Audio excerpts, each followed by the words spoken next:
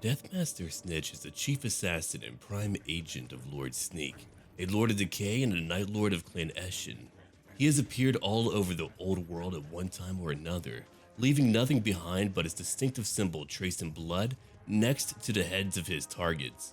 With the considerable skill that it takes to be a member of Clan Eshin, it is without a doubt that Snitkch is potentially one of the deadliest rats in the entirety of the Under Empire. Warlord Scott of Mirkpit became one of his targets, and his wayward Skaven leader's head was left atop a pile of the 100 heads of his elite storm vermin bodyguard. All on his own, the Deathmaster is able to take out his targets with great ease, and it's quite futile for them to run. As you can see, this target here is about to be dead. Another time, he single-pointedly wiped out the entire leadership of Clan Festerlinguses. That's when they tried to outdo Clan Molder by breeding alligators with giant rats. He left his symbol in each of their corpses for everyone to find. Deathmaster Snikch is true to his title, using a multitude of magical capabilities inherent in his own ability as an assassin and his enchanted weapons. There is no way to stop him in the midst of combat whenever he goes after a target. And if you want to count the end times, he even went after Thorgrim Grudgebearer. But because we don't, I'm not going to cut to a scene involving Thorgrim Grudgebearer. These targets are meant to leave his Skaven brethren in fear and to always wonder if they're going to be a target. For the races of man and even the dwarves, there have just been mysterious murders. Celestial wizard Heinrich Frizen was found with his flayed corpse in his still-locked chamber, befuddling all who tried to discern what happened to the man. Clearly, we know, as far as they knew, it was some manner of chaos cult. You could see that the Celestial Wizard had a really hard time getting away. In another mission, he went after the brother of Belagar Ironhammer, removing his head and keeping him from the afterlife where he could rejoin his ancestors fully intact. No matter where you're at, no matter where you go, Deathmaster Snikch will be coming for you. In battle, he flits and slinks through the battlefield like a living shadow, triple-wielding weeping blades, enchanted weapons infused with toxins and warpstone during their forging. 2 in his hand, and 1 in his prehensile tail. You can imagine the type of skill that would take. Not only is he deadly with his hands, but his tail as well. He also wears a Cloak of Shadows, a magical garment woven from stolen human hairs and spider silk, and enchanted with the best concealment magic Clan Eshin has. He rips through any target with great ease. Repanse de Lyonesse, one famous and dreaded damsel of war, who rallied the battered armies of Bretonnia during one of their darkest hours.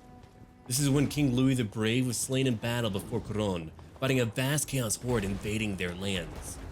Repanse saw the Lady of the Lake in the ruins of a smoking, smoldering village. She was only a humble shepherdess, who was told by the lady to smite the Norse invaders. She took the armor of a slain knight, and she broke open the holy reliquary of the village's Grail chapel, and she found a terrified warhorse that she tamed. She rallied the Knights of Lyonesse who were shamed by her bravery, and she even fought through, killing a Chaos Lord and saving all of Bretonnia. She was not only made a knight, but also made the Duchess of Lyonesse. She's a grand champion that we now have in the game, and I'm very much looking forward to playing as her. As you can see right over here, she's got 110 armor, 440 weapon strength, and she's moving right through, and I'm going to be honest with you, she looks a lot like a Sister of Battle. We also have a hero to look at too. Someone very interesting, someone very good. Then you have a hero, Henry le Massif. He was a Grell Knight hero who followed Repanse. He was a mighty Grell Knight and Paladin who was an expert in the ways of killing monsters. He fought even dragons and greater demons. He had a Sword of Heroes, a mighty sword with enchantments made to counter evil. It was forged under the midsummer sun and quenched in Manticore's blood. So now Bretonnia has even more champions to lead their heroic charges into battle. It is truly what we needed. For this battle right now, they are getting ready to purge more of the Norse tribes all together. With Henry and Repanse leading them, it doesn't matter what the Marauders have, they will win this fight and they will take the day.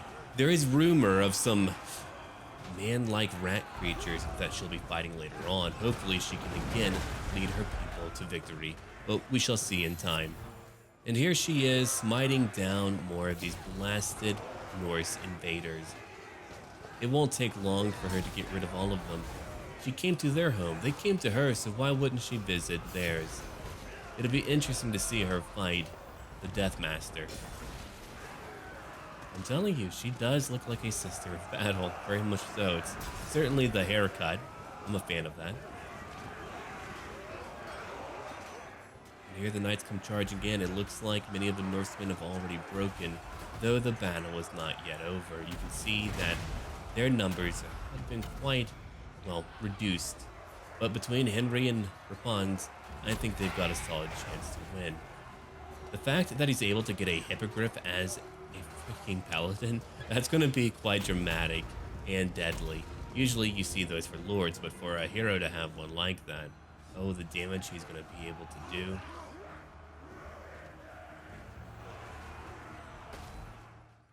Deathmaster Snikch was able to acquire a black arc for his own personal use. We're not going to talk about how he was able to pick it up, but let's have a look at what we have here. Warp grinders. The projectors of their portable warp-powered drills gleam with energy, pulverizing stone, armor, and flesh. 96 weapon strength. They do have an armor of 70 as well, and a magical melee attack, though the melee attack is quite low. Up here we have the Eshin Triads. Swift of foot and hidden from sight, the Triads' killing techniques are as emphatic in combat as the rumors suggest. Now, they do have their concealment bombs, meaning that they could easily flank our enemies. For now, they'll play the role of frontline troops, but really, you want them to flank, as they also do have weeping blades, reducing enemy armor by quite a significant sum. And, of course, we have up here Deathmaster Snitkch, who has many powerful abilities. He's able to conceal himself, and he's able to use a twirl of blades to kill a lot of foes. The whirl of weeping blades. It does a lot of damage. And here we have now our mortars, our warp globe mortars. The Regiment of Renown does the most damage, but the more standard mortars at least are able to disrupt enemy formations by quite a bit, and we'll go look at them in just a little while. But here comes Repanse de Lyonesse and Henry le Massif. They're coming into battle right now. Probably a bit bothered that Skaven are here. On a black arc nonetheless.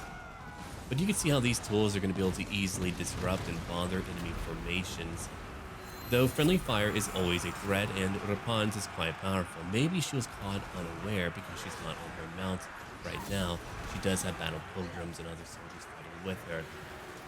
We'll see how that all plays out. Now, let's go have a look at our other units right over here. These are our poisoned wind mortars. These are so darn good. Now, they're not dealing a lot of damage despite having 65 damage.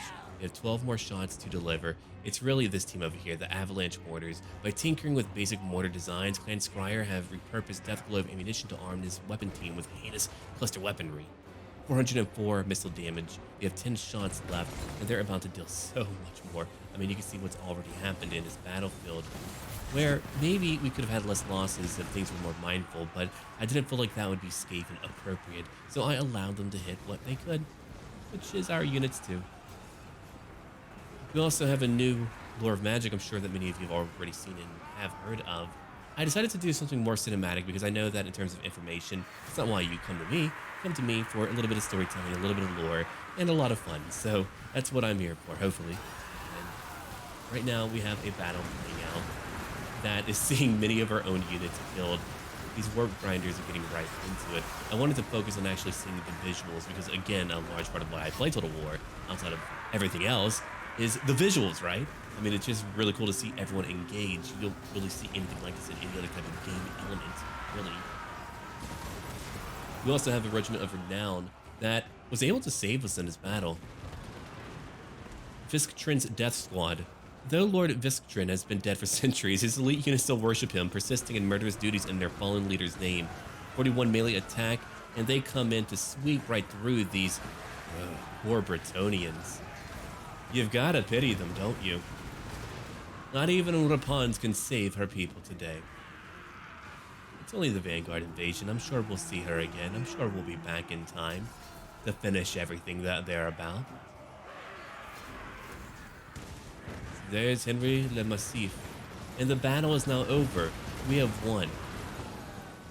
We do have a Clan Eshin sorcerer who is able to do some spell casting. I think we should certainly check that out right over here.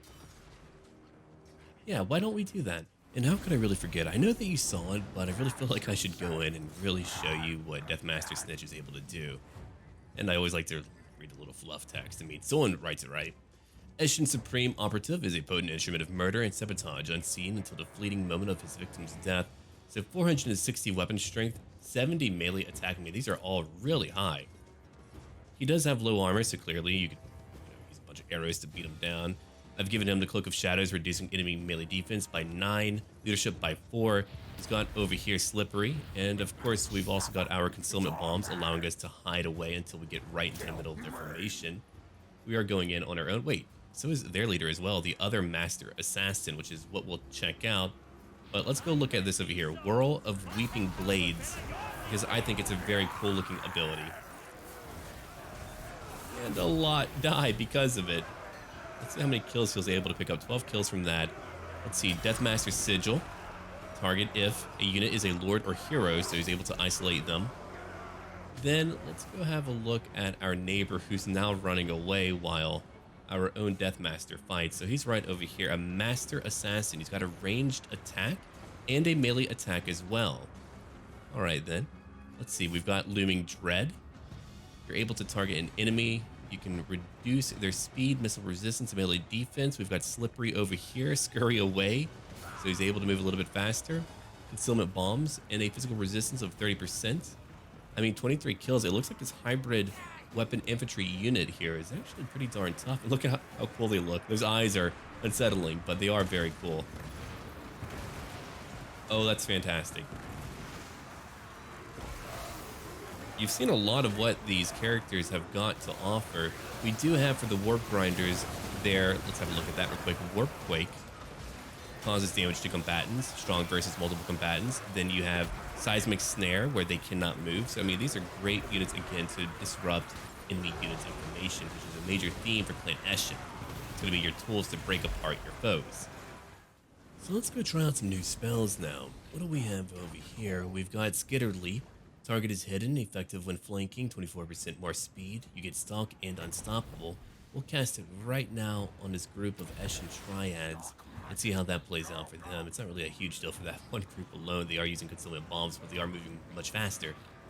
Alright, now I would like to try out Warp Stars. Causes moderate damage, magical damage, good from a high angle, good against armor, and strong versus a single unit. Not a single combatant, but a single unit. So I really want to see what that's going to look like once I get away from our units nearby. And I think this would be the most interesting way to show off what these new abilities do. Let's head right over here right now. Oh yeah, check that out. Hold on. That just went right through them. Ah, I see. That took them on. How many kills? 14 kills. Not bad at all. That's actually pretty darn good. Now, we'll go down the list counterclockwise. We also have Brittle Bone, minus 40% melee defense. Speed goes down by 24%, and Vigor goes down as well. So we'll try that right away. See the visuals on that one. I mean, these are a little bit less flashy, a little bit more pragmatic, but you can see how that's going to be able to quickly get rid of a group. I mean, their speed and everything is much lower than it was. That melee defense, minus 40, they're going to be hit by every single attack. Now, probably more importantly, we've got to go back and try Black Whirlwind, a much more important spell. Now it's time to try out Black Whirlwind. Right over here, we can have a look at the visual effects and then go over what it actually does. But I want to cast that spell right away. Check that out. Now that is a scary looking spell. Between all of our other attacks, that's really something that I don't want to personally deal with again. Okay, let's have a look at how many kills we picked up. 55 kills. Alright, Black Whirlwind. Causes moderate magical damage. Can disrupt enemy unit formation. Huge stationary area of effect, clearly. Good against armor and strong versus multiple units. Then we have Armor of Darkness. 60 more armor, 22 missile resistance, or 22%. We have Veil of Shadows. Causes no damage. does not affect friendly troops, but it does disrupt enemy formations, which I'm very curious about. I want to have a look at that maybe over here or close to it. Over here. We've got a bunch of Marauder Hunters, so we'll give it a go right over here. Oh, I see. It's just a spell to completely break apart their formation. That can keep you from being able to move away. And it looks like it does linger for a period of time. That would allow your ranged units to further beat the hell out of your foes. I mean, these are really debilitating effects that can stop an enemy in their tracks and from doing what they truly want to do. This lore of stealth, it's going to be nasty. It's going to be really, really nasty. Then what else do we have? No, that's really all of our spells that we have to use right now. But I hope that was a little bit informative and hopefully entertaining. Thank you for watching. I am getting through a sickness right now. Then Pestilence decided to visit me, but I'm currently working on that. Those rats are going to be... Rats are going to be on my mantelpiece. So thank you for watching. Look forward to more content tomorrow. And a big shout out to all of my patrons. And as always, until then...